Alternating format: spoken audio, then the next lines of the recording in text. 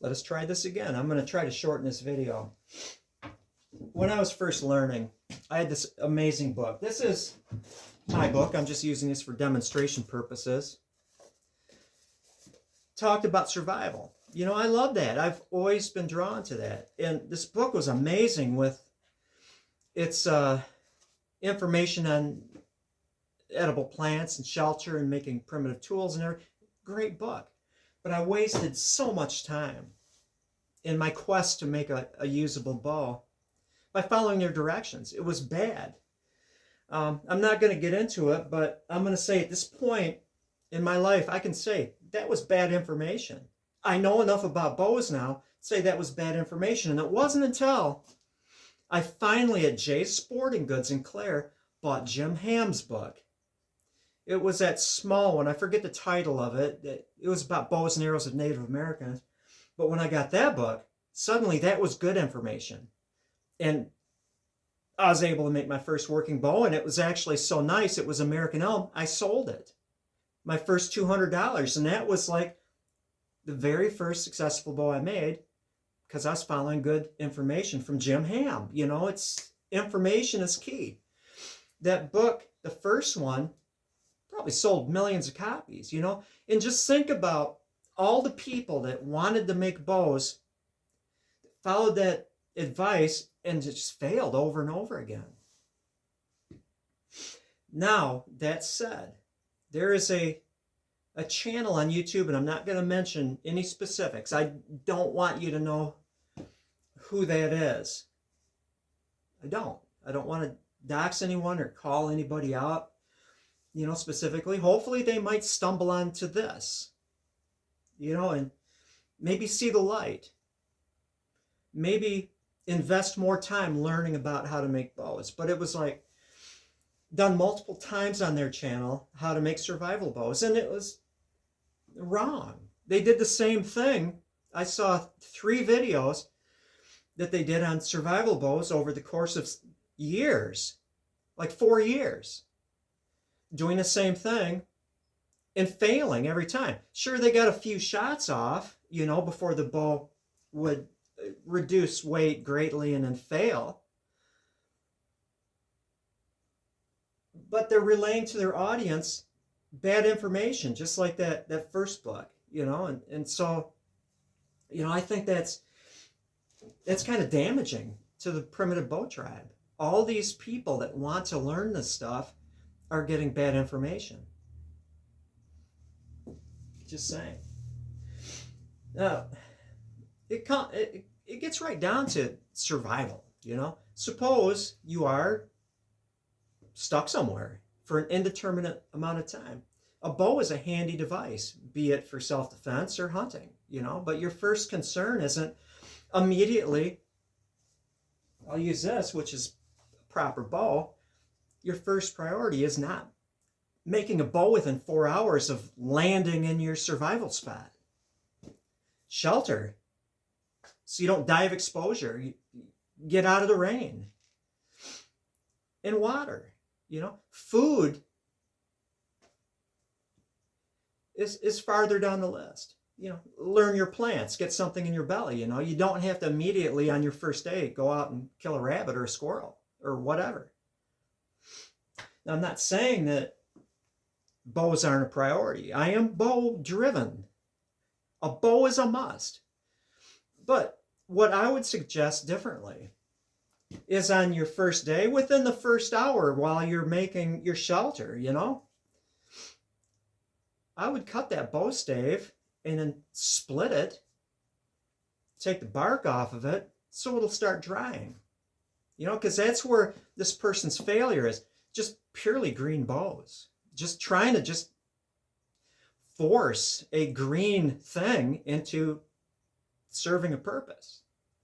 If you're going to invest your time in making a bow, make it so it lasts a while, you know, and just using it green with the bark still on it is just no bueno. You know, work it down into that stave that's kind of close to the dimensions. It'll start drying fast. Wood dries like this on a curve, not a straight line. the first few days, it's drying fast. It's drying fast, especially if you get the bark off and you work it down. It's going to dry fast and it starts slowing down after a while. But when it reaches that slowdown, you know, it's almost a bow. You can get to the point of fire hardening the belly, you know, to make it work better. Sitting around the fire at night, next to your shelter, next to your jug of water, get that bow over the fire. Get it warm. Let that stuff evaporate out of it. That's, you know, bad tillering and using a green bow, if it's not a spruce limb, you're guaranteeing failure. The one exception probably would be, you know, you have to have a green bow. You work it down, make a double bow, like a Penobscot in some ways. You know, so that upper one is doing all the tensional work and the lower one's all compression, so it's trying to squish it together towards the center, the bow that will be your main bow after it dries. And so you can use it. It's a different system, having a double bow than a single bow. It's going to be less hard, you know, on your main bow. Yeah, just bad advice. Bad advice from telling people that you need to have a bow right away to this is how you make a bow and use it green. I don't know. Maybe this person will stumble onto my channel. I mean, I gave this person nice advice. I say, you know, just don't try to use it right away. Take your bark off. Put it next to the fire. Wait a bit. You don't need to like kill that rabbit right away. Set a snare, set a deadfall. You know, do other things while that precious tool is converting from a green piece of wood into a usable bow stave. With that, I'm going to draw that to a close. The next one, the fastest 15 pounds, or 20, or 10. Hello, Drew, this is your bow. I am now to the point where it is about 55, 60 pounds. The goal is for a 55-pound bow. And you'll say, gee, John, you're close. I'm not. Not as close as you would think. At this point, perfectly flat belly. The face pretty much is done. You know, I need to fine tune it. Using my eye, no measuring tools. At this point, the face will be done by eye, sighting down it and seeing where I need to like narrow it to get that good taper. And also the thickness. I'm looking at it. I need to make my center line a little darker so I can see it. On this side, that is, maybe I could taper it a little bit right at the bitter end, but this side, beautiful taper from both angles. Beautiful taper.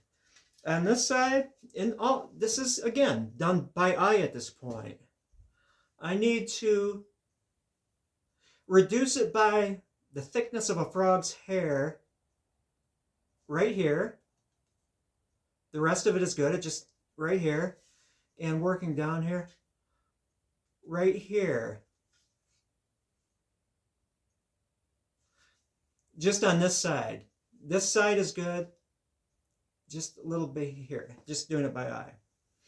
I've had it on my tillering stick and the limbs are even. But what I mean by like the fastest 15 pounds or 20 or 10, whatever, is that things will go fast here now. I reduce this. Even finish sanding will knock pounds off of it. But I have to go below my target weight of 55 pounds I need to figure this out. Estimate it. Guess at it. Because it's going to be recurved. It's going to be sinew backed. And I'm going to keep losing weight finishing sanding, knocking a little bit off of here, rounding the back. It's going to go fast. And so I need to work carefully. Every step, I'll ask myself, have I screwed up yet? If it was green and I was going to use it, yeah, that's a big screw up. Sorry for the dig. But at this point, no, I have not screwed up yet. So I need to work very slowly using a sanding block. I could use a scraper, but I'm going to use a sanding block. Oh, the other mistake this person uses is when they're tillering it, they're using their knife as a knife. They're literally carving to do the final tillering instead of just turning it and scraping. You know, just wrong all the way around. Well, that is all. This is my final take. I shall download this and release it into the ether that is the universe.